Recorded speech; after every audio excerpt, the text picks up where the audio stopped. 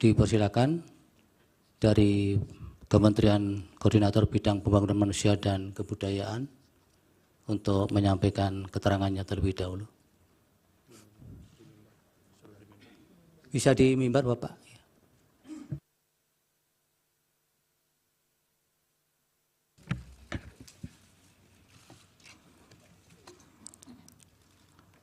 Assalamualaikum warahmatullahi wabarakatuh.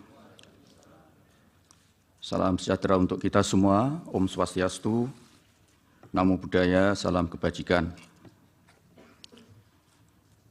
Keterangan Menteri Koordinator Bidang Pembangunan Manusia dan Kebudayaan pada sidang Mahkamah Konstitusi Jakarta 5 April 2024. Yang mulia Ketua dan anggota Majelis Hakim Mahkamah Konstitusi.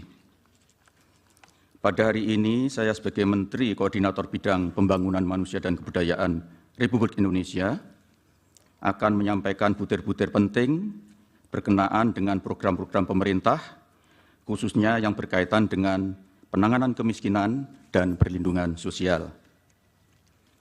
Hal ini sesuai dengan tugas pokok dan fungsi Kementerian Koordinator Bidang Pembangunan Manusia dan Kebudayaan yang selanjutnya disebut Kemenko PMK dan yang mempunyai tugas penyelenggaraan koordinasi, sinkronisasi, dan pengendalian untuk urusan kementerian dalam penyelenggaraan pemerintahan di bidang pembangunan manusia dan kebudayaan berdasarkan Perpres nomor 35 tahun 2020 tentang Kementerian Koordinator Bidang Pembangunan Manusia dan Kebudayaan. Tugas Kemenko PMK tersebut dilaksanakan untuk memberikan dukungan pelaksanaan inisiatif dan pengendalian kebijakan berdasarkan agenda pembangunan nasional dan penugasan Presiden. Sementara itu, fungsi dari Kemenko PMK diantaranya ialah 1. Melakukan koordinasi dan sinkronisasi perumusan, penetapan, dan pelaksanaan kebijakan kementerian dan lembaga. 2.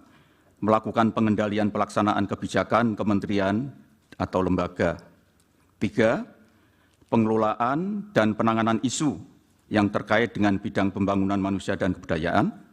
4. Pengawalan terhadap program prioritas nasional dan kebijakan yang diputuskan oleh Presiden dalam sidang kabinet. Yang mulia Ketua dan anggota Majelis Hakim Konstitusi, berdasarkan hasil survei sosial ekonomi atau Susenas Maret 2023 yang dilakukan oleh Badan Pusat Statistik atau BPS, angka kemiskinan nasional mencapai 9,36%. Sementara target RPJMN tahun 2020-2024 ditetapkan sebesar 6,5 sampai dengan 7,5%. Agar target dapat terpenuhi, diperlukan pendekatan kebijakan khusus melalui berbagai program di kementerian dan lembaga dan pemerintah daerah. Sementara itu, untuk kemiskinan ekstrim, kita harus terus mengupayakan agar target 0% berdasarkan Inpres nomor 4 tahun 2022 dapat terwujud pada tahun 2024 dan mudah-mudahan target tersebut dapat tercapai, mengingat program penghapusan kemiskinan ekstrim sudah mencapai angka 1,12% pada Maret 2023. Perlu kami sampaikan yang mulia, pada Maret 2022, kemiskinan ekstrim masih berada pada angka 2,04%, berarti capaian dalam 1 tahun terakhir sebesar 0,92%.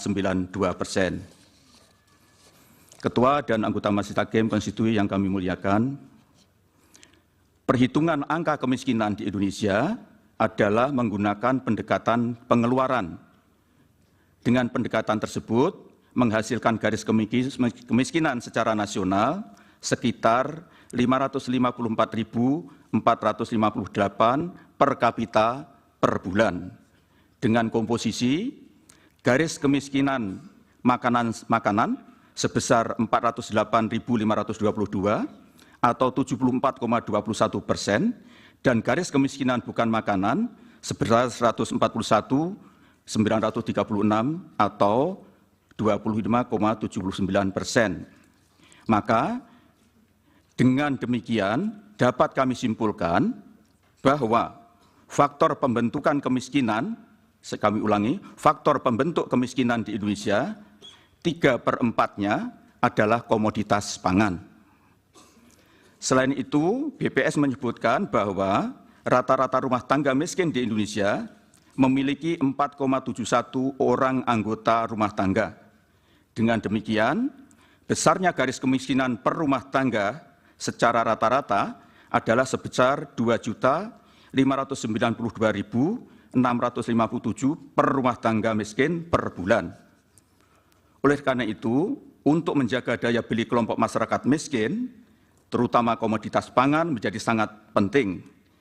Begitu juga dengan memberikan bantuan bahan pangan langsung melalui program-program bantuan sosial dan bantuan pangan cadangan pangan pemerintah atau CPP. Yang Mulia Ketua dan Majelis Hakim Konstitusi, sesuai dengan Inpres nomor 4 tahun 2022 tentang percepatan penghapusan kemiskinan ekstrim, pada diktum ketiga angka 1 huruf B menugaskan Menko PMK untuk menetapkan kebijakan sumber dan jenis data yang digunakan dalam implementasi program percepatan penghapusan kemiskinan ekstrim. Dan angka 1 huruf C mengkoordinasikan penyiapan data penerima dengan nama dan alamat atau by name by address sasaran penghapusan kemiskinan ekstrim bersama Kementerian Sosial, Kementerian Dalam Negeri, Kementerian Desa, Pembangunan Daerah Tertinggal dan Transmigrasi, Badan Kependudukan dan Keluarga Berencana Nasional, Kementerian Perencanaan Pembangunan Nasional atau Badan Perencanaan Pembangunan Nasional, dan Badan Pusat Statistik. Adapun upaya menurunkan kemiskinan menjadi 7,5% dan penghapusan kemiskinan ekstrim menjadi 0% pada tahun 2024 dilakukan melalui 3 strategi, yaitu mengurangi beban pengeluaran keluarga miskin, meningkatkan pendapatan keluarga miskin, dan mengurangi jumlah kantong-kantong kemiskinan. Ketiga strategi tersebut harus dilakukan secara bersama-sama, serempak, saling melengkapi dan berkelanjutan, dan berkesinambungan, baik oleh pihak pemerintah pusat, pemerintah daerah maupun non-pemerintah, yaitu akademisi, swasta, masyarakat, dan lain-lainnya. Yang Mulia Ketua dan Anggota Majelis Hakim Konstitusi, salah satu upaya yang dilakukan oleh pemerintah untuk memastikan target tersebut terpenuhi adalah melalui program perlindungan sosial. Program ini merupakan pengejawantahan amanat konstitusi dan peraturan perundang-undangan yang memberikan mandat kepada negara untuk melindungi fakir miskin dan kelompok rentan.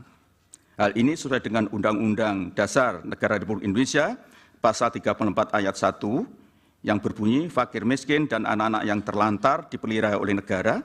Ayat 2, negara mengembangkan sistem jaminan sosial bagi seluruh rakyat dan memberdayakan masyarakat yang lemah dan tidak mampu sesuai dengan martabat kemanusiaan.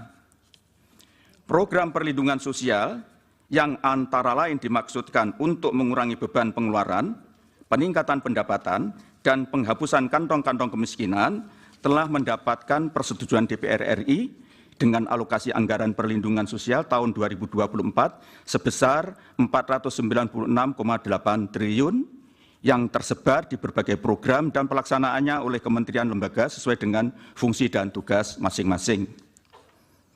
Adapun komposisi anggaran perlindungan sosial terdiri dari berbagai macam subsidi, bantuan sosial, dan jaminan sosial. 1. Subsidi antara lain subsidi energi, yaitu BBM listrik dan LPG, subsidi pupuk, subsidi bunga kur, dan lain-lain. Yang 2, bantuan sosial antara lain berupa program Keluarga Harapan atau PKH, program sembako atau BPNT, asistensi rehabilitasi sosial atau atensi, Kartu Indonesia Pintar, dan Kartu Indonesia Pintar Kuliah. Yang ketiga, jaminan sosial, yaitu berupa bantuan iuran bagi peserta BPJS Kesehatan, yaitu penerima bantuan iuran PBI yang jumlahnya sekitar 98 juta jiwa. Program perlindungan sosial sebagaimana tersebut di atas dalam kaitannya dengan masalah kemiskinan dan kemiskinan ekstrem adalah dimaksudkan untuk mencegah terjadinya kenaikan angka kemiskinan sekaligus untuk mencapai target penurunan angka kemiskinan yaitu 7,5% serta penghapusan kemiskinan ekstrem 0% pada tahun 2024. Yang mulia Ketua dan anggota Majelis Hakim Konstitusi, terkait dengan program bantuan pangan beras cadangan pangan pemerintah atau CPP yang diberikan kepada masyarakat pada bulan Januari hingga Juni 2024 adalah merupakan program perpanjangan dari tahun 2023. Adapun tujuannya adalah untuk memitigasi risiko bencana El Nino dan untuk mempertahankan daya beli masyarakat, dikelola dan merupakan kewenangan Badan Pangan Nasional atau Bapanas.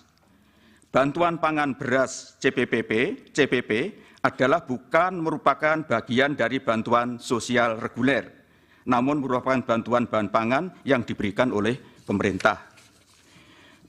Bantuan pemerintah dalam bentuk bantuan pangan beras atau CPP pada tahun 2024 dilaksanakan berdasarkan Perpres nomor 125 tahun 2022 tentang penyelenggaraan data P3KE adalah merupakan hasil triangulasi data existing dari data DTKS Kemensos, pemutakhiran data kependudukan tahun 2023 atau PK23 PKKBN, data kependudukan dan catatan sipil atau Dukcapil Kemendagri, serta data penerima program Bansos dari online monitoring sistem perbendaraan dan anggaran negara atau OMSPAN Kementerian Keuangan.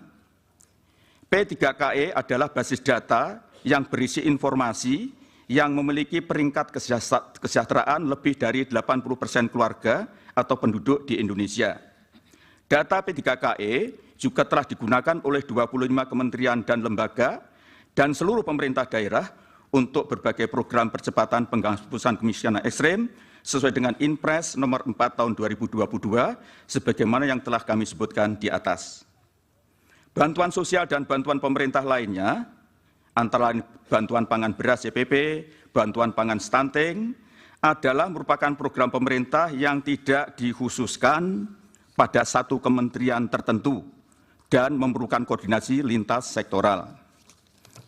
Yang mulia Ketua dan anggota Majelis Hakim Konstitusi, selanjutnya mengenai keterlibatan kami dalam penyaluran bantuan sosial maupun penyaluran bantuan pangan beras CPP adalah sesuai dengan tugas Kemenko PMK yang diatur dalam Perpres nomor 35 tahun 2020, yaitu melakukan koordinasi, sinkronisasi, dan pengendalian penyelenggaraan pemerintahan di bidang pembangunan manusia dan kebudayaan, di mana bantuan sosial adalah merupakan bagian yang tak terpisahkan dari tugas pokok dan fungsi Kemenko PMK sesuai dengan Permenko PMK nomor 4 tahun 2020 tentang organisasi dan tata kerja Kemenko PMK.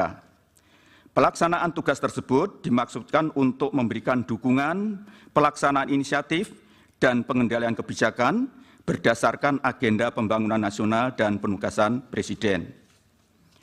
Untuk keperluan tersebut di atas, kami melakukan berbagai kunjungan kerja guna memastikan bahwa pelaksanaan penyaluran bantuan sosial reguler maupun bantuan pangan beras CPP berlangsung sebagaimana yang diharapkan. Adapun pemilihan wilayah kunjungan kerja ditentukan melalui beberapa pertimbangan, di antaranya keadaan tingkat kemiskinan ekstrem, tingkat prevalensi dan angka stunting, faktor geografi dan demografi masyarakat, serta kondisi pelaksanaan bantuan sosial maupun bantuan pemerintah lainnya di lokasi tersebut, termasuk bagaimana inisiatif pemerintah daerah dalam melaksanakan strategi penanganan kemiskinan, serta masalah pembangunan manusia dan kebudayaan pada umumnya. Khusus dalam kaitannya dengan pemantauan bantuan pangan beras CPP, dilakukan untuk memastikan ketersediaan bahan pangan tersebut di gudang Bulog dan memastikan bantuan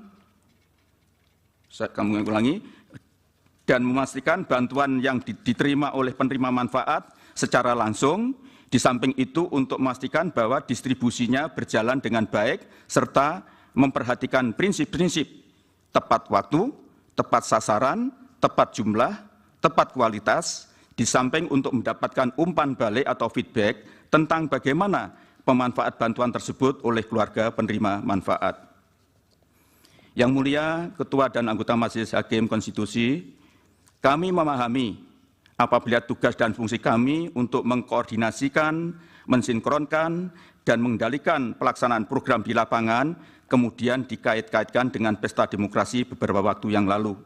Namun perlu kami tegaskan bahwa pelaksanaan program-program tersebut di atas sudah direncanakan sejak awal untuk mencegah terjadinya kenaikan angka kemiskinan dan sekaligus untuk menurunkannya, serta menghapus kemiskinan ekstrem sebagaimana yang telah kami paparkan di atas.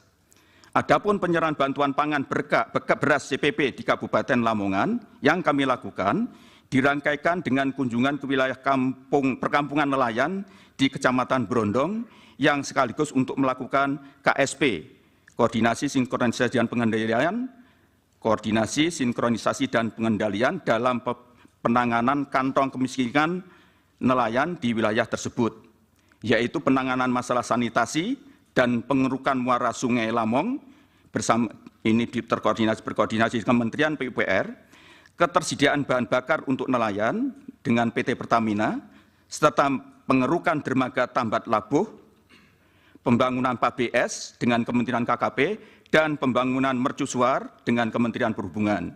Yang semua itu terkait erat dengan tugas koordinasi, sinkronisasi, dan pengendalian oleh Kemenko PMK.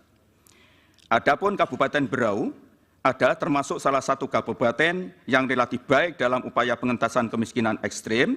Oleh karena itu, perlu untuk dilakukan kunjungan kerja guna memastikan program-program pemerintah pusat dan program pemerintah daerah saling bersinergi sehingga dapat menjadi contoh bagi daerah lainnya. Dalam kunjungan tersebut di atas, kami memanfaatkan sekaligus untuk menyerahkan bantuan pangan beras secara simbolik, serta melakukan dialog dengan pemerintah daerah, stakeholder, keluarga stunting, serta keluarga miskin ekstrem untuk mendapatkan umpan balik atau feedback. Yang mulia, Ketua dan anggota Majelis Hakim Konstitusi, semua yang kami lakukan adalah dalam rangka koordinasi, sinkronisasi, dan pengendalian atau KSP terhadap apa yang telah diputuskan dalam rapat-rapat yang kami selenggarakan, yang perlu kami koordinasikan, sinkronisasikan, dan kendalikan lebih lanjut di lapangan. Demikian yang dapat kami sampaikan. Semoga Yang Mulia Ketua dan anggota Majelis Hakim Konstitusi berkenan. Atas perhatian dan perkenan Ketua dan anggota Majelis Hakim Konstitusi yang kami muliakan, kami ucapkan terima kasih. Wassalamualaikum warahmatullahi wabarakatuh. Waalaikumsalam. Dilanjut Pak Menko Bidang Perekonomian. Assalamualaikum warahmatullahi wabarakatuh. Waalaikumsalam. Yang mulia Ketua Majelis Hakim Mahkamah Konstitusi Bapak Suhartoyo, yang mulia anggota Majelis Hakim Mahkamah Konstitusi Bapak Saldi Isra, yang mulia anggota Hakim Mahkamah Konstitusi Bapak Arif Hidayat, yang mulia Majelis Hakim Mahkamah Konstitusi Bapak Ibu Eni Nurbaningsih, yang mulia anggota Majelis Hakim Mahkamah Konstitusi Bapak Daniel Yusmik Pancastaki, yang mulia Majelis Hakim Mahkamah Konstitusi Bapak Guntur Hamzah, yang mulia anggota Hakim Mahkamah Konstitusi Bapak Ridwan Mansur, yang mulia anggota Majelis Hakim Mahkamah Konstitusi Bapak Asrul Sani, yang mulia para terhormat para pemohon kuasa hukum, Bapak Ibu yang kami hormati. Izinkan kami membawa slide Pak Ketua. Silakan. Untuk dapat ditayangkan. Berkenan dengan undangan Mahkamah Konstitusi kepada kami untuk menyampaikan keterangan pada sidang perselisihan hasil pemilu Presiden dan Wakil Presiden tahun 2024 di Mahkamah Konstitusi. Perkenankan kami menyampaikan penjelasan dengan pelaksanaan program perlindungan sosial yang di dalamnya terdapat pelaksanaan bantuan sosial oleh pemerintahan Kabinet Indonesia Maju di bawah pimpinan Bapak Presiden Joko Widodo dan Wakil Presiden Bapak Ma'ruf Amin tahun 2019-2024. Kalau slide-nya mohon ditayangkan. Sebentar, Bapak.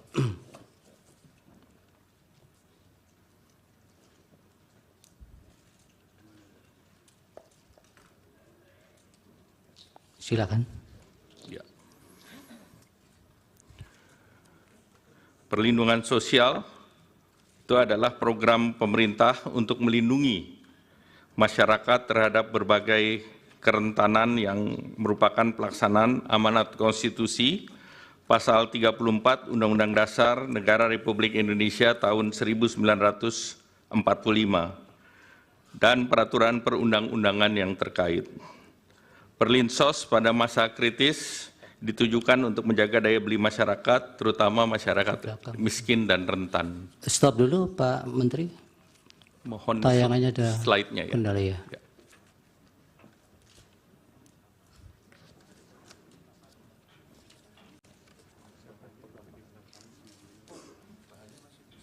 Iya, di sana.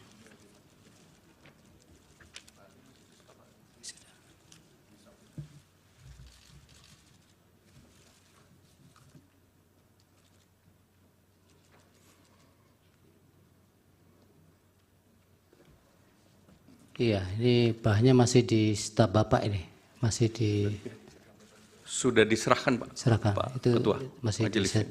Ya.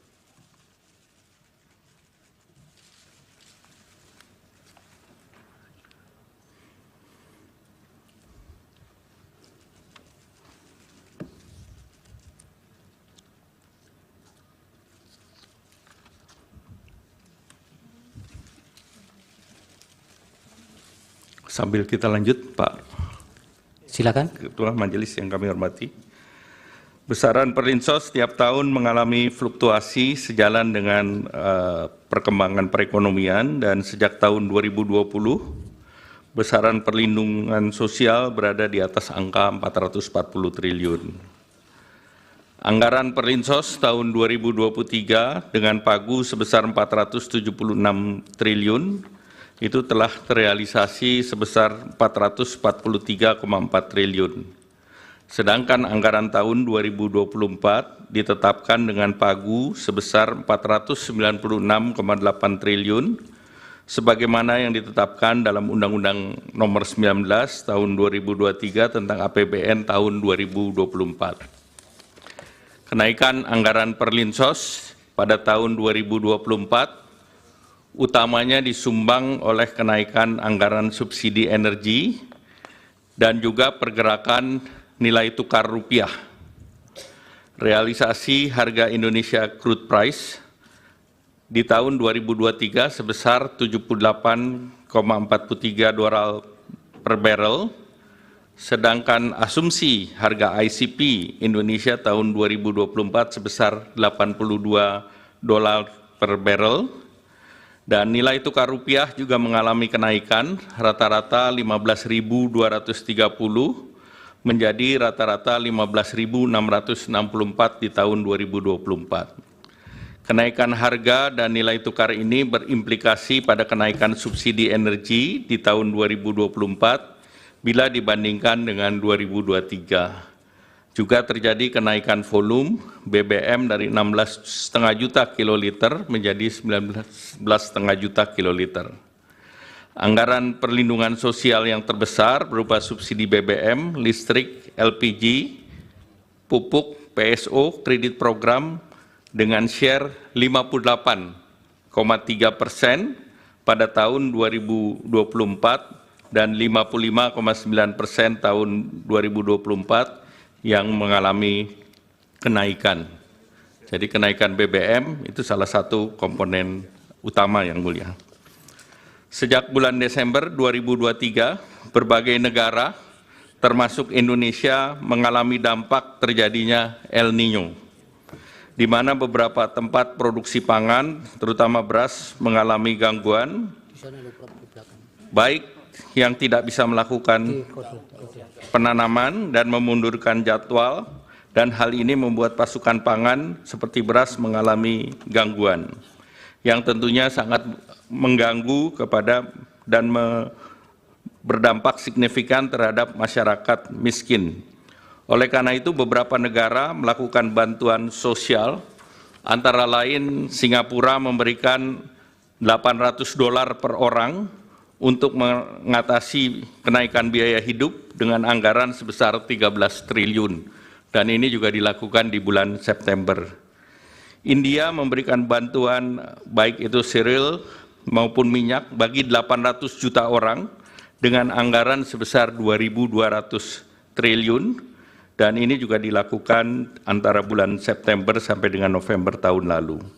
Selain bantuan sosial, bantuan beberapa negara, Malaysia juga memberikan bantuan keluarga untuk 8,7 juta keluarga atau 25,4% penduduk dengan anggaran setara dengan 25 triliun periode Januari sampai Desember 2023 dan dilanjutkan 2024 sampai dengan September. Filipina memberikan bantuan tunai untuk 2,3 juta petani, ini juga akibat El Nino, setara dengan 3,47 triliun pada bulan September 2023. Bantuan pangan di India itu 800 juta, 372 triliun, dan subsidi pupuk sebesar 25,5 miliar di tahun bulan November 2023 dan juga diberlakukan Januari 2024. Singapura memberikan paket dukungan hidup untuk hampir separuh penduduk 2,5 juta mulai September 2024. Amerika Serikat memberikan bantuan dalam bentuk food stamp untuk 41 juta orang atau 21,6 juta rumah tangga dengan paket bantuan inflasi yang setara dengan 17 juta dan juga perlindungan dampak perubahan iklim ekstrim dengan nilai setara 835 triliun. Nah, bantuan sosial di Indonesia, misalnya bantuan pangan, itu diberikan kepada 22 juta orang atau 7,9% dari penduduk. Ini lebih rendah dari Malaysia yang 25,6%, Singapura 41,7%, dan India 55,6% dan Amerika 12,1%.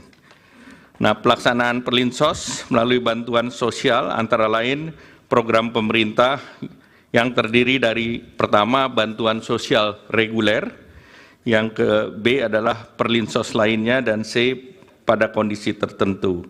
Yang termasuk dalam bantuan sosial reguler adalah PKH, tadi sudah disampaikan oleh Pak Menko PMK. Ini merupakan program pemberian bantuan sosial kepada keluarga atau seseorang miskin dan rentan yang terdaftar di dalam data program penanganan fakir miskin, diolah oleh Pusat Data dan Informasi Kesejahteraan Sosial dan ditetapkan sebagai keluarga penerima manfaat ataupun PKH. Landasannya adalah Undang-Undang Nomor 40 Tahun 2004 tentang Sistem Jaminan Sosial Nasional, Undang-Undang Nomor 11 Tahun 2009 tentang Kesejahteraan Sosial, PP 39 Tahun 2012 tentang Penyelenggaraan Kesehatan Sosial, dan Peraturan Menteri Sosial Nomor 1 Tahun 2018 tentang Program Keluarga Harapan. Kartu sembako merupakan bantuan sosial pangan yang disalurkan secara non-tunai setiap bulan kepada keluarga penerima manfaat, landasan hukum Undang-Undang 11 2009, PP 39 Tahun 2012 tentang Penyelenggaraan Kesejahteraan Sosial, Perpres 63 Tahun 2017 tentang penyaluran bansos secara non-tunai, dan Permensos Nomor 4 Tahun 2023 tentang pelaksanaan program sembako. Program Indonesia Pintar merupakan bantuan berupa uang tunai, perluasan akses, kesempatan belajar dari pemerintah yang diberikan kepada peserta didik yang berasal dari keluarga miskin dan rentan miskin untuk membiayai pendidikan. Landasan hukum Inpres 7 Nomor Tahun 2014 tentang pelaksanaan program simpanan keluarga sejahtera, program Indonesia Pintar, program Indonesia Sehat untuk membangun keluarga produktif. Kartu Indonesia Pintar Kuliah ini adalah bantuan pendidikan dan pemerintah bagi lulusan SMA atau sederajat, memiliki potensi akademik baik dan memiliki keterbatasan ekonomi. Landasan hukum pasal 76 Undang-Undang 12 tahun 2012 tentang pendidikan tinggi. PBI Jaminan Kesehatan Nasional, ini adalah bantuan iuran kesehatan, diberikan kepada fakir miskin dan orang tidak mampu yang dibayarkan pemerintah kepada BPJS Kesehatan. Landasan hukum Undang-Undang 40 tahun 2004 tentang Sistem Jaminan Nasional dan Perpres 61 tahun 2020 tentang perubahan kedua atas Perpres 82 tentang jaminan kesehatan. Rincian program perlindungan sosial lainnya sebagai berikut. BLT Dana Desa, ini adalah bantuan kepada masyarakat desa yang bertujuan untuk menahan kenaikan tingkat kemiskinan dan menjaga tingkat konsumsi dan daya beli kelompok termiskin. Pemberian BLT dilakukan sekaligus untuk 4 bulan untuk efisiensi penyaluran. Landasan hukum Undang-Undang 6 tahun 2014 tentang desa sebagaimana diubah dalam Undang-Undang Cipta Kerja, Peraturan Pemerintah Nomor 37 Tahun 2023 tentang pengelolaan transfer ke daerah, Peraturan Menteri Keuangan 146 Tahun 2023 tentang pengalokasian dana desa di setiap desa, penyaluran dan penggunaan dana desa untuk tahun anggaran 2024. Pembiayaan ultramikro ini merupakan program tahap lanjutan dari bantuan sosial untuk menjadi kemandirian usaha, menyasar usaha mikro yang berada di lapisan terbawah yang belum difasilitasi dengan perbankan melalui program kredit usaha rakyat. Landasan hukum Kementerian Keuangan tahun nomor 193 PMK 05 2020 tentang pembiayaan ultramikro. Subsidi energi dan non-energi termasuk di dalamnya BBM, LPG 3 kilo, listrik, bunga kur, PSO lainnya, dan ini adalah upaya pemerintah dalam rangka meningkatkan taraf hidup dan daya beli masyarakat secara umum. Pos ini memiliki nilai anggaran terbesar sebagaimana tadi telah dijelaskan sebelumnya. Di tahun 2024 ini mencapai 277 triliun. Kemudian jaminan kehilangan pekerjaan adalah iuran yang ditanggung pemerintah untuk jaminan sosial bagi pekerja atau buruh yang mengalami pemutusan hubungan kerja.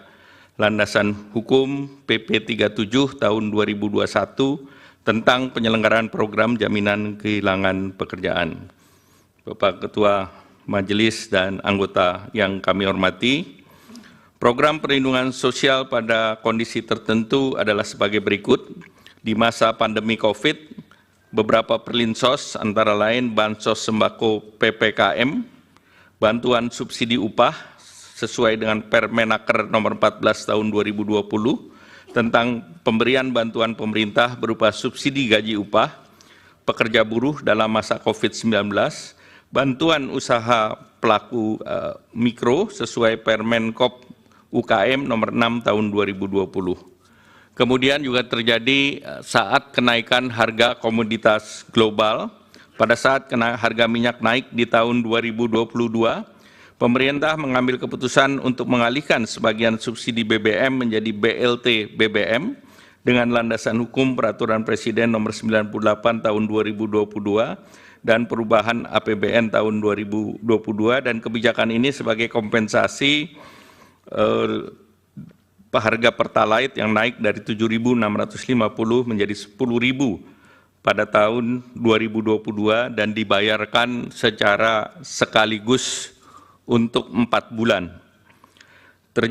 Pada saat terjadi resiko global 2023 dan 2024, pemerintah mengeluarkan kebijakan BLT El Nino dan bantuan pangan untuk mendapati dampak dari pergantian musim dari kemarau ke musim hujan, dan dikhawatirkan badai El Nino dapat mengganggu produksi beras serta mengurangi daya beli masyarakat. Dan tahun 2024 terdapat BLT mitigasi kenaikan harga pangan yang ditargetkan terrealisasi di semester 1 2024. Ini berdasarkan Undang-Undang Nomor 9 Tahun 2023 tentang APBN di pasal 20. Nah, untuk mengoptimalkan manfaat pada penerima bantuan sosial dan efisiensi biaya penyaluran, bantuan sosial biasanya dibagikan beberapa periode sekaligus atau dirapel dalam satu kali penyaluran. Sebagai contoh, bantuan sosial reguler seperti PKH disalurkan per 3 bulan, 1 tahun 4 kali penyaluran. Kartu sembako penyaluran per 2 bulan, 1 tahun 6 kali penyaluran. BLT BBM sekaligus untuk 4 bulan, seperti tadi kami sampaikan. Yang Mulia Ketua Majelis Hakim dan anggota Majelis Hakim, BMKG dan beberapa pusat iklim dunia memprediksi El Nino terus bertahan hingga periode Desember 2023, bahkan Januari-Februari 2024. Nah, ini berdampak kepada penurunan produksi beras. Kita lihat produksi beras sampai dengan mulai bulan Juli hingga Februari, produksi beras kita turun sebesar 5,88 juta ton. Pada saat yang bersamaan, terjadi kenaikan harga beras dunia, di mana harga beras Thailand itu mencapai $624 per ton atau naik 28%. Beras Vietnam $614 per ton itu naiknya 41,95%. Kenaikan itu juga diikuti dengan larangan ekspor beras 6 negara. Di tahun 2023, India, Bangladesh, Rusia, UAE, Myanmar, dan Uganda melarang ekspor beras, dan juga 3 negara dilanjutkan di tahun 2024, India, Bangladesh, dan Rusia. El Nino berdampak juga terhadap peningkatan harga pangan, terutama beras. Kita lihat dari data bahwa volatile food terus meningkat di bulan Juli, hingga puncaknya Maret yang tercatat sebesar 10,33%. Beras menkontribusi kepada inflasi di bulan Maret saja 0,74%.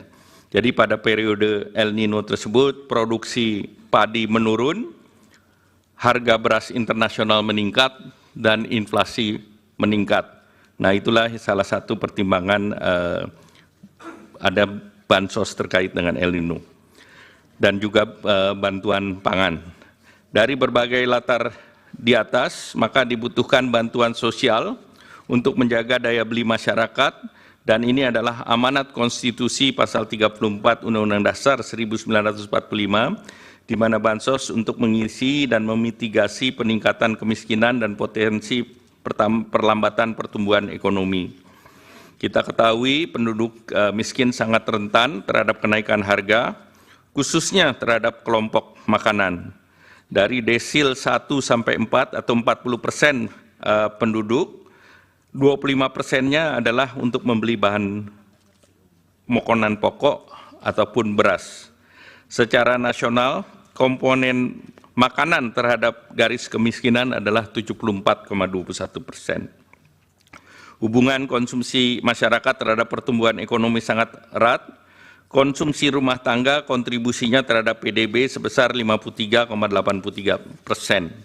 Sehingga apabila ada konsumsi rumah tangga melambat, maka pertumbuhan ekonomi pun akan terganggu. Untuk melindungi masyarakat miskin dan rentan akibat El Nino dan gangguan rantai pasok global, pemerintah telah menerapkan strategi untuk menjaga ketersediaan pasokan pangan dan daya beli masyarakat dengan program bantuan pangan dan bantuan langsung tunai. Untuk pelaksanaan bantuan pangan dilakukan oleh Badan Pangan Nasional sesuai dengan Undang-Undang Nomor 18 Tahun 2012 tentang Pangan dan Peraturan Presiden Nomor 66 Tahun 2021 tentang Badan Pangan Nasional. Pada tahun 2023, pemerintah meluncurkan bantuan pangan berupa 10 kilo beras menyasar kepada 21,3 juta KPM, penerima PKH atau sembako berdasarkan DTKS dengan realisasi anggaran sebesar 18,1 triliun, dan penyelenggaraan program ini adalah Bappenas. Setelah itu juga BLT El Nino dengan 200.000 per bulan dengan 18,8 juta KPM, dan ini realisasi 7,5 triliun yang diselenggarakan oleh Kementerian Sosial. Untuk di tahun 2024, pemerintah melaksanakan program bantuan pangan berupa beras 10 kg menyasar 22 juta KTM dengan data P3KE seperti tadi disampaikan oleh Pak Menko PMK dengan alokasi anggaran 17,4 triliun. Selain itu juga BLT mitigasi risiko pangan, KPM-nya adalah 18,8 dan bantuannya sebesar 200.000 per bulan. Sebagai penutup, Yang Mulia Pak Ketua Majelis Mahkamah Konstitusi dan anggota Majelis Mahkamah Konstitusi, kami ingin menegaskan beberapa hal. Yang pertama, program perlindungan sosial adalah upaya pemerintah untuk mendukung masyarakat menghadapi berbagai tekanan, mempertahankan kehidupan dan penghidupan. Oleh karena itu, program perlindungan sosial terus berjalan dan dilaksanakan secara reguler. Untuk menghadapi berbagai kerentanan, tekanan ekonomi, pemerintah memberikan perlindungan sosial untuk menjaga daya beli masyarakat yang terdampak, terutama masyarakat miskin dan rentan. Oleh karena itu, pemerintah mencermati bahwa tahun 2023-2024, resiko daripada El Nino yang menyebabkan kenaikan harga pangan ini dapat mengganggu penghidupan masyarakat yang miskin maupun rentan. Bahwa penetapan pelaksanaan program perlindungan sosial dilakukan secara transparan, akuntabel, dengan mekanisme APBN yang pembahasannya telah dilakukan bersama DPR RI dan melibatkan berbagai pihak terkait lainnya. Demikian keterangan ini atas perkenan dan perhatian Yang Mulia Ketua Hakim Majelis Mahkamah Konstitusi dan anggota Yang Mulia Hakim Mahkamah Konstitusi, kami mengucapkan terima kasih. Wassalamualaikum warahmatullahi wabarakatuh. Waalaikumsalam. Terima kasih Pak Menko Perekonomian. Dilanjut untuk selanjutnya Ibu Menteri Keuangan.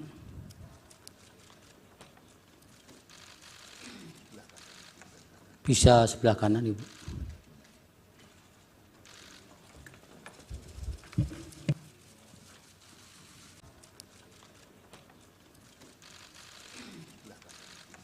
Bisa sebelah kanan Ibu.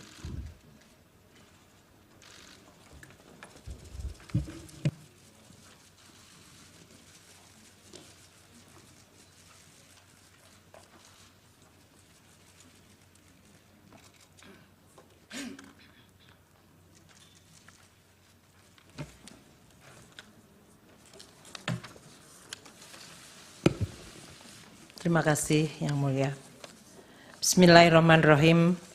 Assalamualaikum warahmatullahi wabarakatuh. Salam sejahtera, salam, Om Swastiastu, Namo Buddhaya, salam kebajikan. Yang Mulia Ketua Bapak Soehartoyo, Yang Mulia Saldi Isra, Yang Mulia Bapak Arif Hidayat, Yang Mulia Ibu Eni Nurbaningsih, Yang Mulia Bapak Daniel Yusmikpo, Yang Mulia Bapak Arsul Sani, Yang Mulia Bapak Guntur Hamzah, dan Yang Mulia Bapak Ridwan Mansur, Majelis Hakim Mahkamah Konstitusi yang kami hormati. Bapak Menko Bidang Pembangunan Manusia dan Kebudayaan, Bapak Menko Perekonomian, Bapak Ibu Menteri Sosial, Ketua Dewan Kehormatan Penyelenggara Pemilu, pimpinan, anggota, kuasa hukum KPU dan Bawaslu, serta para kuasa hukum dari paslon peserta Pilpres. Sehubungan dengan permintaan Mahkamah Konstitusi kepada Menteri Keuangan untuk dapat memberikan keterangan dalam persidangan perselisihan hasil pemilihan umum atau PHPU Presiden dan Wakil Presiden tahun 2024, perkenankanlah kami menyampaikan keterangan terkait dengan alokasi dan penyaluran anggaran perlindungan sosial sesuai dengan tugas dan fungsi Menteri Keuangan. Kami sungguh bersyukur dan mengaturkan terima kasih untuk kesempatan memberikan keterangan di forum Mahkamah Konstitusi yang mulia ini. Anggaran pendapatan dan belanja negara atau APBN adalah instrumen penting dan strategis serta penentu untuk mencapai cita-cita bernegara, dan oleh karenanya harus dikelola dan dijalankan dengan penuh tanggung jawab, dengan tata kelola yang baik, transparan, dan akuntabel. Forum di Mahkamah Konstitusi yang mulia ini kami percayai menjadi salah satu cara merawat nalar publik dengan menjelaskan dan mendiskusikan bagaimana APBN menjadi sarana gotong royong anak bangsa, di mana yang mampu berkontribusi lebih besar dan yang tidak mampu perlu dibantu. Melalui belanja publik termasuk subsidi, bansos, dan jaminan sosial, negara hadir menjalankan mandat merawat kehidupan bersama yang diharapkan menuju kesejahteraan yang berkeadilan. Melampaui aneka perbedaan yang menjadi hitah bangsa, APBN kita harapkan menjadi sarana bagi segenap elemen bangsa untuk berpartisipasi dan berkontribusi. Kiranya melalui proses politik yang selama ini dijaga secara terbuka, transparan, dan akuntabel, APBN harus terus kita jaga sebagai fondasi dan sekaligus modal politik bangsa Indonesia mencapai tujuan bernegara. Telah banyak contoh negara-negara yang mengalami krisis ekonomi, sosial, dan bahkan politik akibat pengelolaan APBN yang buruk. Alhamdulillah, Indonesia mampu menjaga instrumen APBN tetap secara kredibel dan sehat. Ini prestasi yang harus terus dijaga. Berdiskursus di forum yang mulia ini patut disyukuri. Forum yang mendorong diskusi sehat dan refleksi tentang awal mula Indonesia dibentuk, mengundang khususnya para generasi muda agar terpanggil dan turut menghayati kehidupan publik yang baik melalui perbaikan tiada henti dan tidak kenal lelah. Seperti pepatah kuno mengatakan, vis unita fortior. Dengan kekuatan yang bersatu, kita akan semakin kuat. Yang mulia Ketua dan Majelis Hakim Mahkamah Konstitusi, Pancasila dan Undang-Undang Dasar 1945 telah mengamanatkan negara untuk melindungi segenap bangsa Indonesia dan seluruh tumpah darah Indonesia, dan untuk memajukan kesejahteraan umum, mencerdaskan kehidupan bangsa, serta ikut melaksanakan ketertiban dunia yang berdasarkan kemerdekaan, perdamaian abadi, dan keadilan sosial. Kehadiran negara untuk mewujudkan kehidupan yang layak dan bermartabat, serta untuk memenuhi hak atas kebutuhan dasar warga negara demi tercapainya kesejahteraan sosial, salah satunya melalui instrumen anggaran pendapatan dan belanja negara atau APBN. APBN adalah instrumen untuk mencapai dan mewujudkan cita-cita hidup bernegara, yaitu masyarakat adil dan makmur. Presiden adalah pemegang kekuasaan pemerintahan yang mengelola keuangan negara sebagai bagian dari kekuasaan pemerintahan berdasarkan pasal 4 ayat 1 Undang-Undang Dasar 1945 dan pasal 6 ayat 1 Undang-Undang Keuangan Negara.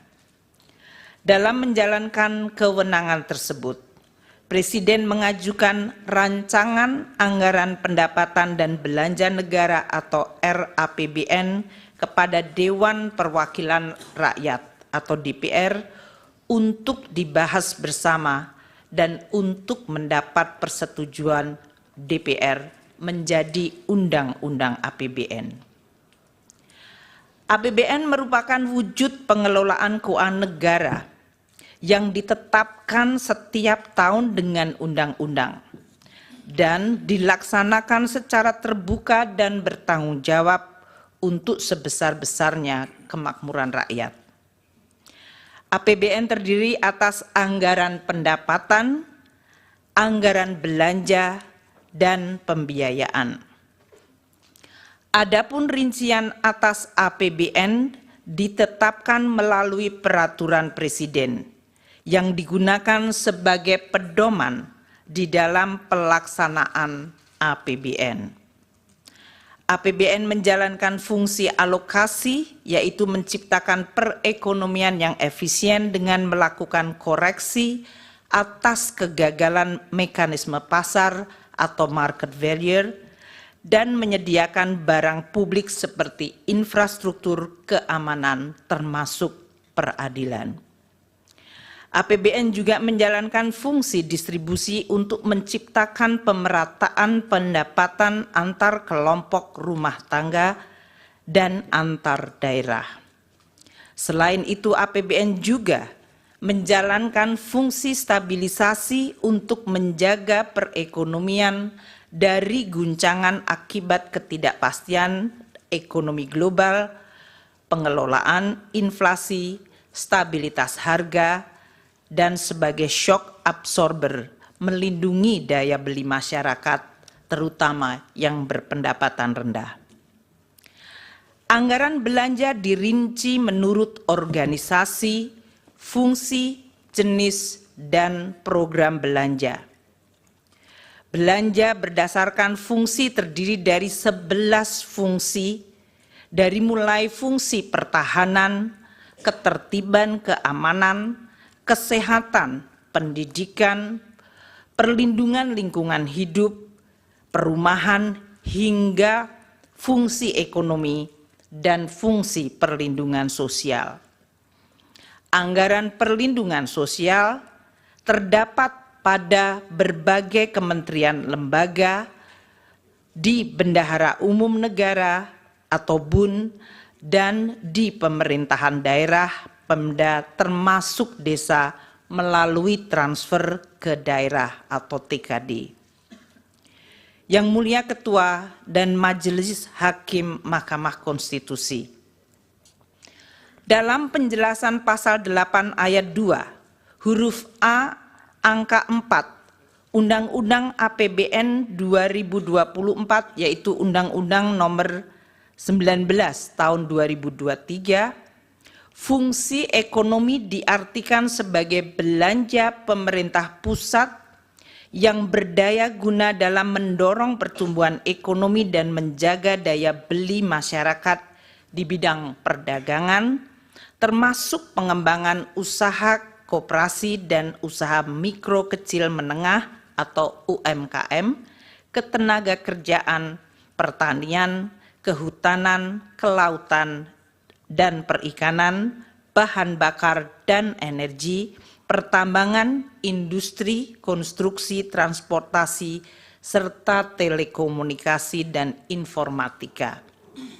Kehutanan, kelautan, dan perikanan, bahan bakar dan energi, pertambangan, industri, konstruksi, transportasi, serta telekomunikasi dan informatika.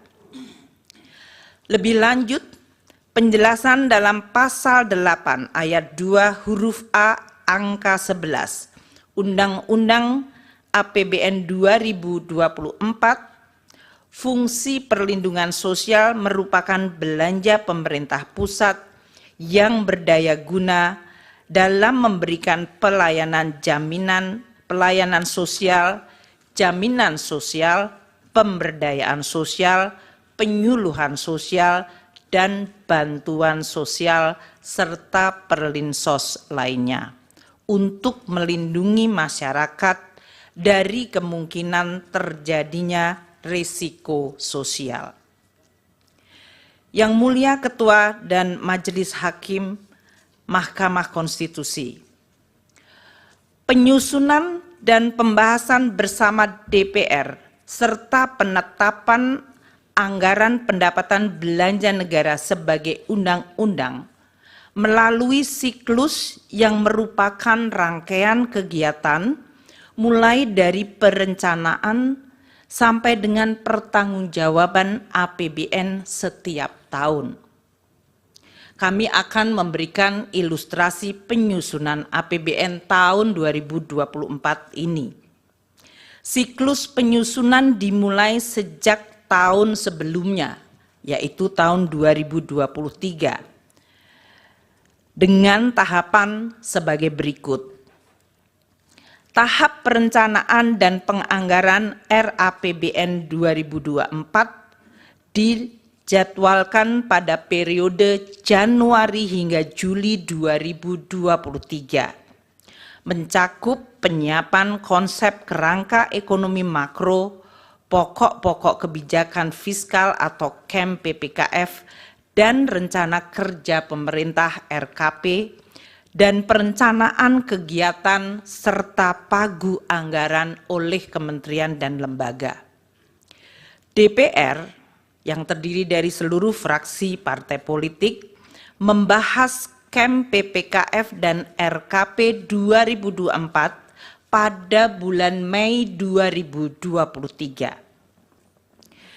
Presiden menyampaikan nota keuangan dan RUU APBN 2024 kepada DPR pada sidang paripurna tanggal 16 Agustus 2023. Tahap pembahasan RAPBN untuk 2024 terjadi pada periode Agustus hingga Oktober 2023, di mana RUU APBN 2024 telah dapat diselesaikan dibahas antara pemerintah dan DPR dan mendapat persetujuan pada rapat paripurna DPR pada tanggal 21 September 2023. Tahap penetapan Undang-Undang APBN yang dijadwalkan paling lambat akhir Oktober terjadi di mana Undang-Undang APBN 2024 yaitu Undang-Undang 19 tahun 2023 ditetapkan pada tanggal 16 Oktober 2023. Selanjutnya, Peraturan Presiden Rincian APBN yang dijadwalkan November-Desember telah selesai ditetapkan pada tanggal 28 November. Tahap pelaksanaan APBN pada tahun berjalan yang diawali dengan disahkan dokumen pelaksanaan anggaran dan dilanjutkan dengan pencatatan serta pelaporan per semester.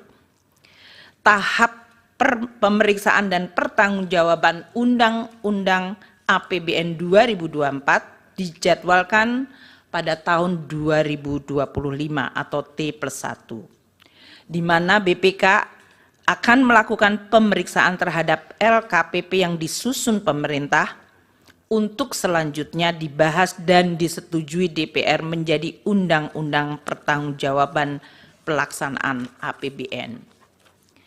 Kami menjelaskan ini untuk kemudian disandingkan proses lini masa penyusunan APBN tahun anggaran 2024 yang telah selesai pada tanggal 21 September 2023 dan diundangkan tanggal 16 Oktober 2023. Apabila lini masa penyusunan APBN 2024 disandingkan dengan proses tahapan pemilihan Presiden dan Wakil Presiden tahun 2024 yang dilakukan oleh KPU, waktu penetapan Undang-Undang APBN 2024 telah selesai bahkan sebelum waktu penetapan pasangan calon presiden dan wakil presiden pada tanggal 13 November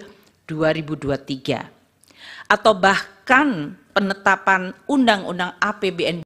Yang Mulia Ketua dan Majelis Hakim Mahkamah Konstitusi, APBN adalah instrumen penting untuk menjaga masyarakat, negara, dan perekonomian agar mampu menghadapi berbagai dinamika perekonomian global, nasional, dan juga menjawab tantangan zaman untuk mendukung berbagai agenda pembangunan secara optimal.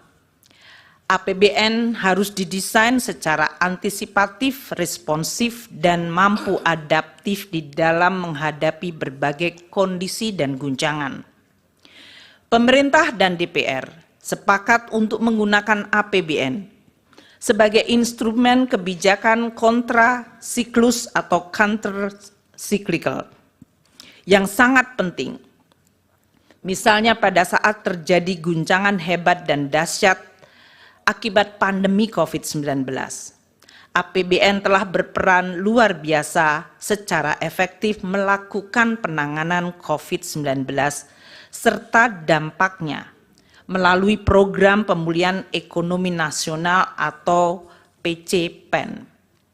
APBN juga bekerja sangat keras untuk menjaga momentum pemulihan ekonomi khususnya dalam penanganan dampak lanjutan atau scarring effect yang timbul akibat dari pandemi 19. Penyusunan APBN 2024 juga tetap menghadapi berbagai tantangan ketidakpastian perekonomian global seperti inflasi dan suku bunga tinggi di negara-negara maju, juga persaingan geopolitik, khususnya eskalasi perang Rusia dan Ukraina, dan proteksionisme yang meningkat, yang menyebabkan terganggunya rantai pasok pangan dan energi. Selain itu, terdapat tantangan domestik berupa peningkatan investasi yang harus terus dilakukan. Dampak dari El Nino dan cuaca buruk di berbagai daerah telah mengancam ketahanan pangan dan kesejahteraan masyarakat.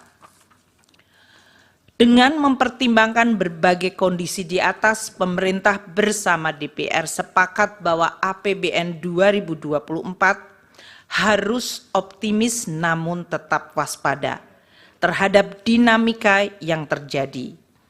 Tema kebijakan fiskal tahun 2024 diarahkan untuk mempercepat transformasi ekonomi yang inklusif dan berkelanjutan. Yang Mulia Ketua dan Majelis Hakim Mahkamah Konstitusi, izinkan kami sekarang membahas khusus mengenai Perlinsos. Dengan tema APBN 2024, kebijakan APBN 2024 dalam jangka pendek difokuskan untuk melakukan pengendalian inflasi dalam bentuk stabilitas harga, penghapusan kemiskinan ekstrim, penurunan prevalensi stunting, dan peningkatan investasi. Untuk melaksanakan tema dan arah kebijakan fiskal tersebut, APBN 2024 dirancang sebagai shock absorber untuk melindungi daya beli rakyat dan menjaga stabilitas ekonomi antara lain melalui program perlindungan sosial. Postur APBN 2024 dengan total belanja mencapai 3.325,1 triliun. Di dalamnya terdapat belanja untuk perlindungan sosial sebesar 496,8 triliun rupiah yang berfungsi untuk stabilisasi dan mendukung penghapusan kemiskinan termasuk kemiskinan ekstrim dan stunting. Yang Mulia Ketua dan Majelis Hakim Mahkamah Konstitusi, alokasi anggaran Perlinsos yang sebesar 496,8 triliun dapat dilihat di dalam gambar ini dilaksanakan oleh berbagai kementerian lembaga dan berasal dari badan anggaran atau bagian anggaran KL maupun bagian anggaran bendahara umum negara serta transfer. 75,6 triliun rupiah anggaran Kemensos disalurkan melalui program bantuan sosial atau Bansos, yaitu program Keluarga Harapan PKH, Kartu Sembako, dan program Bansos lainnya. 80,5 triliun untuk perlindungan sosial dikelola oleh beberapa kementerian lembaga seperti Kemendikbud dan Kemenak melalui program PIP, KIP, dan beasiswa afirmasi. Kementerian Kesehatan melalui program Kartu Indonesia Sehat, Kementerian Tenaga Kerja untuk iuran jaminan kehilangan pekerjaan, dan BNPB untuk dana siap pakai bencana. Sementara 340,7 triliun bagian terbesar adalah perlinsos dalam bentuk subsidi energi, yaitu BBM, LPG, dan listrik, subsidi non-energi seperti pupuk, PSO, kredit usaha rakyat, bunga kredit perumahan, dan antisipasi penanggulangan bencana. Belanja perlinsos yang disalurkan melalui Kementerian Pendidikan dan Kebudayaan dan Kementerian Agama mengalami kenaikan sebesar 7,47 triliun dibandingkan tahun 2023. Dikarenakan adanya kenaikan unit cost jenjang pendidikan menengah dan penambahan sasaran. Sementara belanja bansos selain PKH dan kartu sembako yang disalurkan oleh Kementerian Sosial mengalami kenaikan 1,23 triliun rupiah dikarenakan adanya kenaikan alokasi untuk bantuan makan lansia, bantuan untuk penyandang disabilitas, dan bantuan yatim piatu. Belanja subsidi yang disalurkan melalui bendara umum negara atau non-KL mengalami kenaikan dengan adanya kenaikan alokasi subsidi pupuk dan subsidi bunga KUR. Dengan demikian dapat ditunjukkan bahwa anggaran perlindungan sosial untuk APBN 2024 di dalam rangka pengendalian inflasi, stabilitas harga, penghapusan kemiskinan sesuai target prioritas nasional. Di dalam APBN 2024 tidak terdapat perubahan yang signifikan pada anggaran bansos yang dikelola oleh Kementerian Sosial. Perubahan perlinsos yang dikelola oleh kementerian lembaga lain seperti Kemendikbud dan Kemenaker adalah akibat kenaikan unit cost. Realisasi penggunaan anggaran perlinsos sampai dengan Februari 2024 yang dalam hal ini dianggap sesuai dengan lini masa pemilu Capres dan Cawapres serta pemilihan legislasi pada Februari. Realisasi bansos mencapai sebesar 12,8 triliun sampai dengan Februari 2024. Untuk penyaluran program Keluarga Harapan bagi 10 juta keluarga penerima manfaat dan kartu sembako bagi 18,7 juta keluarga penerima manfaat. Realisasi subsidi dan belanja lainnya mencapai 15,3 triliun rupiah dan realisasi perlinsos lainnya 9,8 triliun.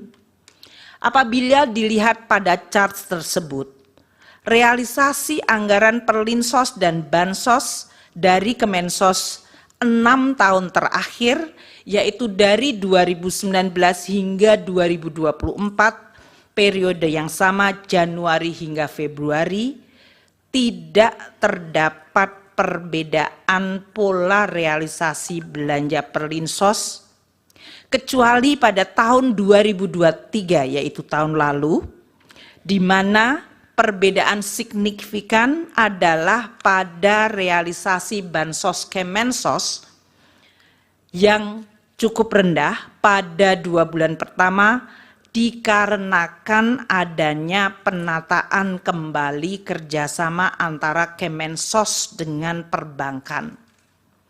Ini yang menjelaskan pada saat kami menjelaskan kenaikan 2 bulan pada Bansos Kemensos mencapai cukup tinggi adalah akibat baseline 2023 dari Bansos Kemensos pada bulan Januari-Februari yang memang waktu itu rendah akibat masih adanya proses penataan kembali kerjasama antara Kemensos dengan perbankan.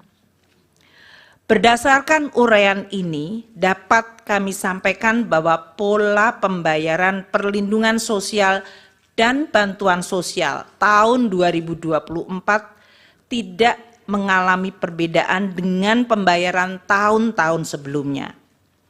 Anggaran Perlinsos telah dianggarkan di dalam APBN tahun 2024 sesuai pembahasan dan persetujuan DPR, dan pola realisasinya tidak terdapat perbedaan dibandingkan periode 6 tahun sebelumnya. Yang Mulia Ketua dan Majelis Hakim Mahkamah Konstitusi, dapat kami tambahkan bahwa anggaran Perlinsos yang ditunjukkan Presiden dalam RAPBN, yang diajukan Presiden di dalam RAPBN 2024 adalah sebesar 493,5 triliun rupiah.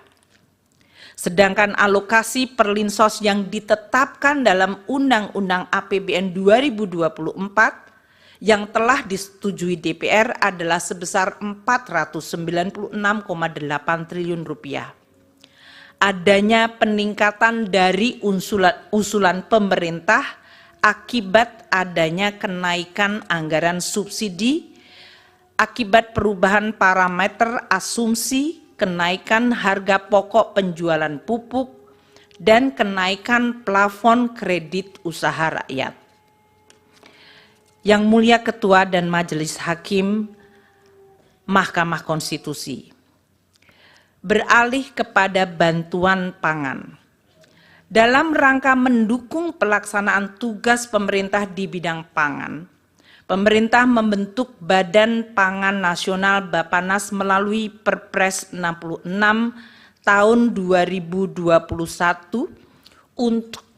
untuk memenuhi tata kelola pangan secara terarah dan efektif, menciptakan kedaulatan pangan dan ketahanan pangan, serta kemandirian pangan secara nasional. Ini mengacu Undang-Undang 18 tahun 2012. Di dalam pelaksanaan fungsinya, Bappenas menangani kerawanan pangan diantaranya melalui pengadaan, pengelolaan, dan penyaluran bantuan pangan untuk masyarakat berpenghasilan rendah dan terdampak bencana. Penyaluran bantuan pangan yang dilakukan melalui Bappenas bukan merupakan bagian dari perlindungan sosial, namun ditujukan untuk penguatan ketahanan pangan dan stabilitas harga pangan. Di dalam APBN ini masuk fungsi ekonomi, bukan fungsi Perlinsos. Pada tahun 2023, Bappenas mempunyai anggaran 10,2 triliun rupiah dan sudah memberi bantuan pangan kepada 21,53 juta keluarga penerima manfaat. Pemberian dilakukan oleh Perum Bulog selama periode September-November 2023 berupa pemberian 10 kg beras. Dalam proses pencairan alokasi bantuan pangan yang dimohonkan oleh Bappenas, diperlukan review oleh BPKP untuk menjamin akuntabilitas dari permohonan yang diajukan. Sedangkan untuk tahun 2024, Bappenas memiliki anggaran sebesar 6,71 triliun rupiah atau justru turun 30% dari anggaran 2023. Yang Mulia Ketua dan Majelis Hakim Mahkamah Konstitusi, pelaksanaan dan pengelolaan APBN dihadapkan pada tantangan perekonomian yang terus berubah secara dinamis. Tantangan tersebut dapat dipicu oleh tensi geopolitik yang berdampak pada volatilitas harga komoditas, terjadinya inflasi tinggi dan suku bunga tinggi atau higher for longer yang mengakibatkan tekanan pada nilai tukar dan perlambatan pertumbuhan ekonomi. Di sisi lain, APBN sebagai instrumen andalan yang penting harus terus dijaga agar tetap sehat, kredibel, dan sustainable. Oleh karena itu, APBN di dalam pelaksanaannya harus terus dikelola secara dinamis, agar tetap bisa terjaga dan efektif menjaga stabilitas ekonomi dan melindungi rakyat, serta mendukung proses pembangunan berkelanjutan. Pengelolaan APBN yang dinamis tersebut dilakukan melalui penyesuaian-penyesuaian seperti dilakukannya refocusing belanja, atau bahkan pernah dilakukan pemotongan belanja seperti pada saat menghadapi guncangan pandemi COVID-19. Penyesuaian yang lebih ringan dilakukan melalui proses automatic adjustment sebesar 5% dari belanja kementerian lembaga. Hal ini untuk mendorong penajaman prioritas belanja kementerian lembaga tanpa mengorbankan target capaian prioritas KL. Hal ini diatur dalam Undang-Undang Nomor 19 2023 tentang APBN 2024 Pasal 28 ayat 1 huruf E dan penjelasannya. Automatic adjustment bermanfaat untuk juga menambah daya tahan APBN di dalam menghadapi berbagai kemungkinan dinamika global dan nasional. Yang Mulia Ketua dan Majelis Hakim Mahkamah Konstitusi, APBN yang sehat, kredibel, dan berkelanjutan adalah fondasi penting bagi kehidupan berbangsa dan bernegara dalam sistem demokrasi yang terbuka dan transparan. APBN juga menjadi instrumen check and balance yang sehat bagi rakyat untuk dapat mengevaluasi cara kerja dan hasil kerja pemerintah. Sebagai instrumen kebijakan yang begitu penting, APBN akan terus dijaga bersama dengan tata kelola yang baik, secara amanah dengan integritas dan profesionalisme yang tidak boleh dikompromikan. APBN adalah alat penting bagi semua generasi bangsa, baik generasi hari ini maupun generasi yang akan datang, di dalam mencapai cita-cita bersama, yaitu terwujudnya gemah ripah loh jinawi toto tentrem kerto raharjo baldatun toibatun warobun ghafur, negeri yang damai, adil, makmur, dan sejahtera. Demikianlah penjelasan kami yang kami sampaikan, dan atas perhatian Yang Mulia Ketua dan Majelis Hakim Mahkamah Konstitusi kami ucapkan terima kasih. Wassalamualaikum warahmatullahi wabarakatuh. Om Santi Santi Santi Om.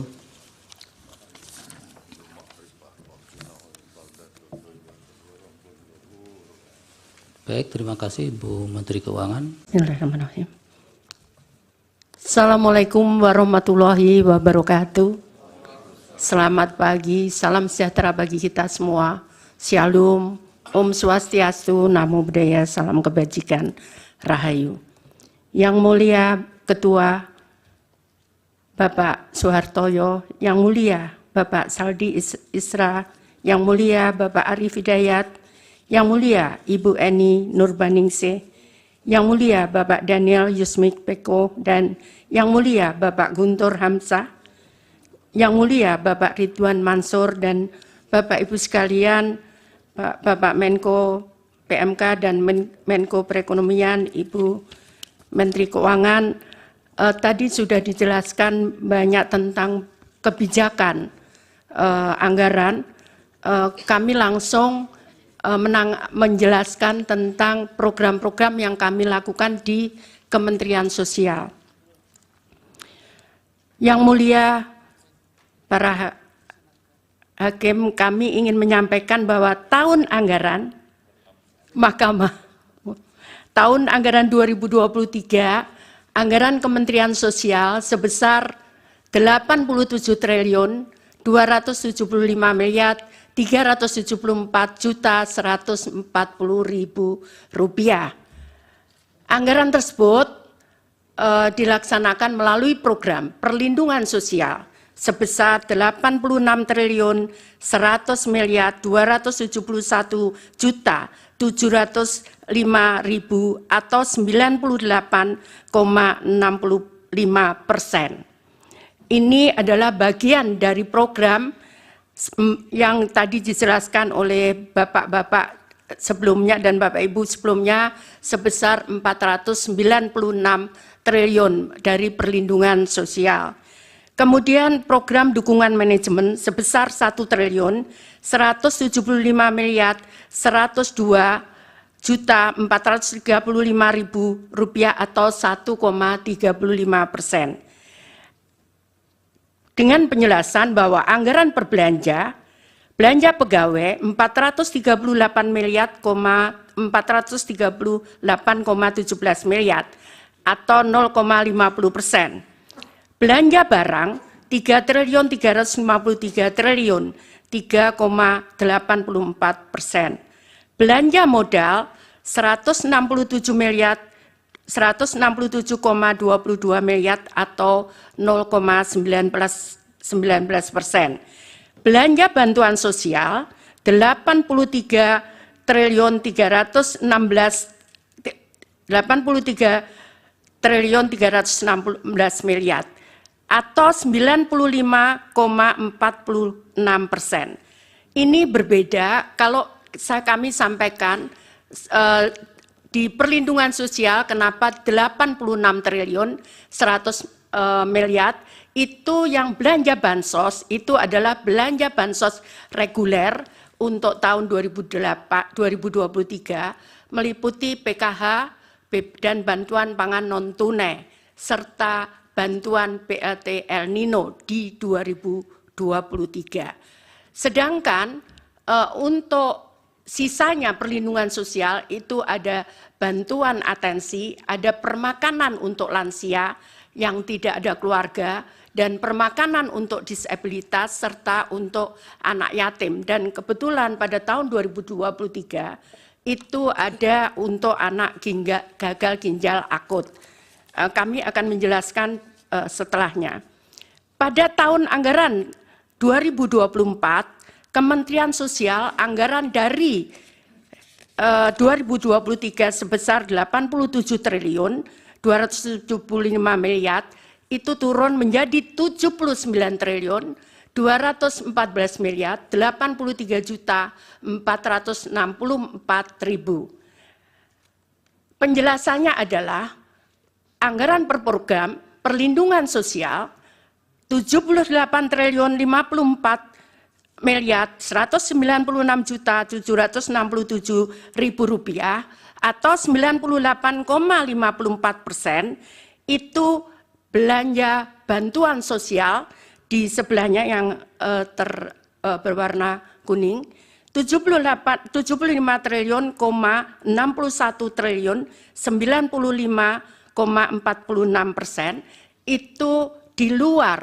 bantuan El Nino. Sehingga kami kembali reguler menyerahkan bantuan reguler PKH dan BPNT. Kemudian program dukungan manajemen 1 triliun 159 miliar 886.697.000 atau 1,46%. Jadi kalau kita bandingkan anggaran tahun 2023 dan 2024, tadi sudah kami sampaikan bahwa anggaran kami turun dari 87.374.140.000.000 turun menjadi 79.214.083.464.000 rupiah. Hal ini karena belanja BLT El Nino keluar dari bantuan di 2024 dengan rincian sebagai tertera di atas. Adapun belanja Bansos Kementerian Sosial tahun 2023 dan 2024. Bantuan sosial 2023 PKH atau program Keluarga Harapan itu sebesar 10 juta KPM dengan pagu 28.709.816.300.000 rupiah. Ini tetap di 2024 tetap 10 juta targetnya, namun realisasinya tidak bisa persis sama 10 juta karena begitu saya netapkan hari ini dengan data, tiap bulan kami perbaiki data karena ada yang meninggal, ada yang lahir, ada yang pindah, sehingga kami harus menetapkan tiap bulan. Karena kalau sesuai Undang-Undang 13/2011 itu 1 tahun 2 kali, maka kami sudah terlambat. Karena yang meninggal sudah banyak, kemudian yang lahir juga banyak. Sehingga kami rubah sekarang ini tiap bulan kami menetapkan data penerima bantuan sosial. Yang kedua adalah kartu sembako. Targetnya adalah 18,8 juta KPM dengan dana 45.120 miliar rupiah. Sama di 2024 itu program sembako 18 dengan target yang sama 18,8 juta KPM. Salur datanya adalah 18,62. Tadi sama, tidak bisa persis sama karena di saat proses ada perubahan-perubahan. Nah, kemudian tahun 2023 ada BLT El Nino dan ini sudah disetujui oleh DPR melalui kesimpulan rapat kerja di Komisi 8 DPR RI dengan Menteri Sosial masa persidangan 2 tahun sidang 2023-2024 Selasa 7 November 2023. Dan ini harus selesai pada bulan Desember karena anggaran tahun 2023 dan saat turun adalah di bulan November. Kemudian bantuan sosial lainnya adalah bantuan untuk gagal ginjal akut untuk 326 orang dengan nilai total 17.520.000.000. Kemudian atipikal atau GGPA itu terdiri dari ini program permakanan untuk lansia 100.000 orang sebesar 552 miliar rupiah. Kemudian permakanan untuk disabilitas ini polanya adalah diserahkan kepada kelompok masyarakat, bisa RW tergantung wilayahnya. Kalau jumlah penduduknya sedikit bisa di kelurahan, dikelola oleh masyarakat, mereka yang memasakkan dan setiap hari mereka menyerahkan kepada penerima manfaat. Kemudian untuk rehabilitasi sosial, jadi atensi untuk anak yatim piatu sebesar 378.755 orang atau 454.506.000.000. Kemudian atensi untuk lansia, ini terutama untuk menolong lansia-lansia yang tiba-tiba sakit, tidak ada yang merawat, maka kami tangani dengan program ini. Kemudian atensi untuk anak, demikian pula untuk anak, ada kadang harus menutup biaya sekolah, kadang juga menutup kebutuhan gizi dan sebagainya. Kemudian atensi untuk penyandang disabilitas, ini bantuan kursi roda dan sebagainya. Kemudian atensi untuk korban bencana, jadi kami memberikan bantuan korban bencana untuk meninggal sebesar 15 juta. Kemudian atensi untuk kelompok rentan dan alat bantu aksesibilitas untuk penyandang disabilitas serta Untuk atensi korban penyalahgunaan nafsa dan ODIF sebesar 10.000 orang dengan nilai 1.706.250.000.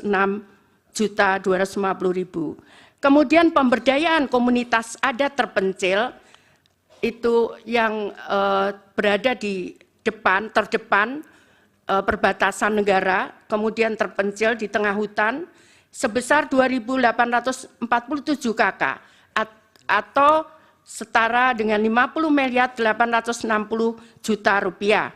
Kemudian rumah sederhana terpadu atau perbaikan perumahan untuk 7.500 KPM ini di 2023. Untuk 2024 target volumenya hampir sama.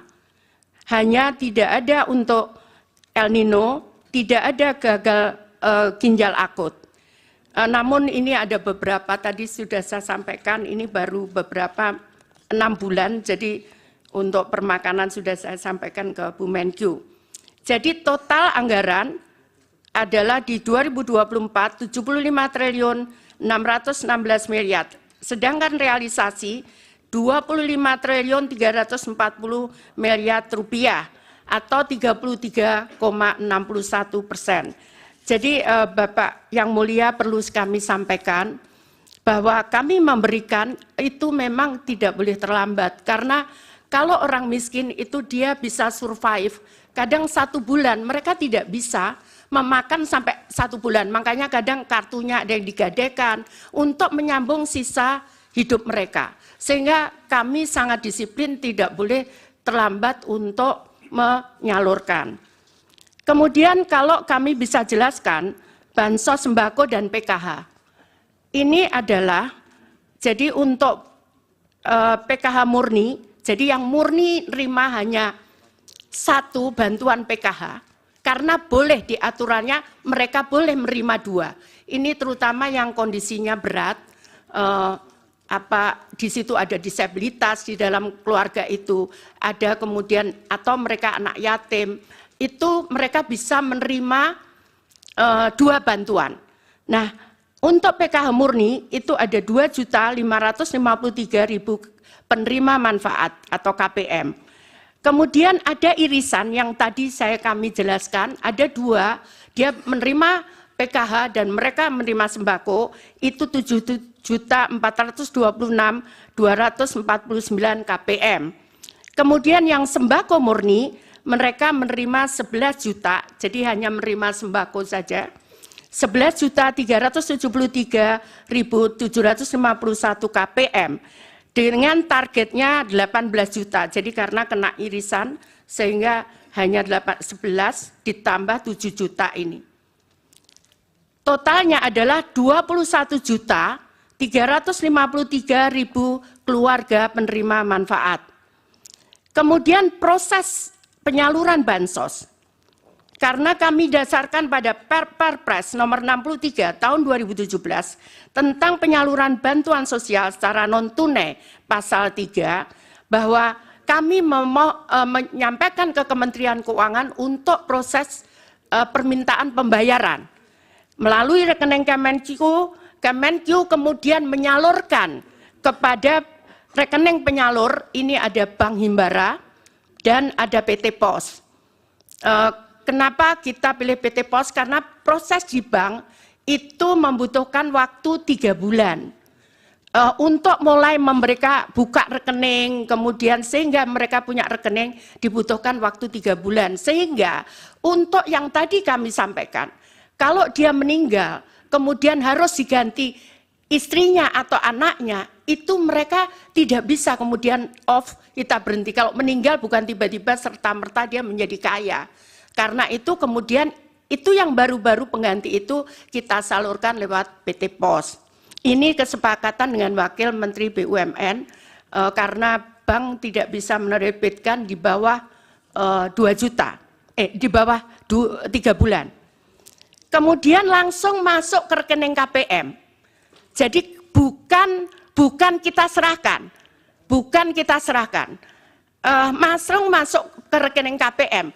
KPM bisa ngambil di bank, di ATM. KPM bisa ngambil di saat penyaluran, tapi tetap masuk di rekening KPM. Jadi ini bukan kita berikan uang cash langsung. Tidak bisa seperti itu karena kami dasarnya adalah Perpres nomor 63 tahun 2017. Jadi langsung ke rekening, kemudian dia bisa mengambil, bisa lewat ATM, bisa lewat, ini kami sangat bermanfaat karena di beberapa daerah terpencil, kadang mereka tidak ada ATM di sana, tidak ada bank di sana. Sehingga PT Pos yang menyalurkan mereka datang ke tempat tersebut, tapi masuk ke rekening itu, ke rekening KPM. Demikian kira-kira Bapak yang mulia, Bapak Ibu dan para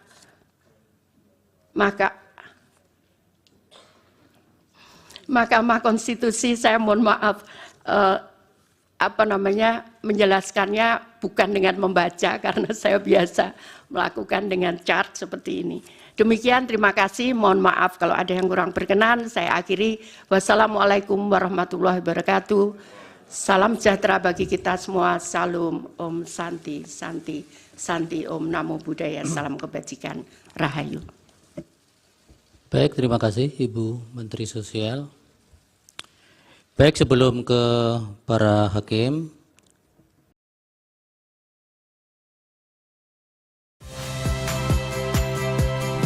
saya Rahmat Ibrahim. Saksikan program-program Kompas TV melalui siaran digital, pay TV, dan media streaming lainnya. Kompas TV, independen, terpercaya.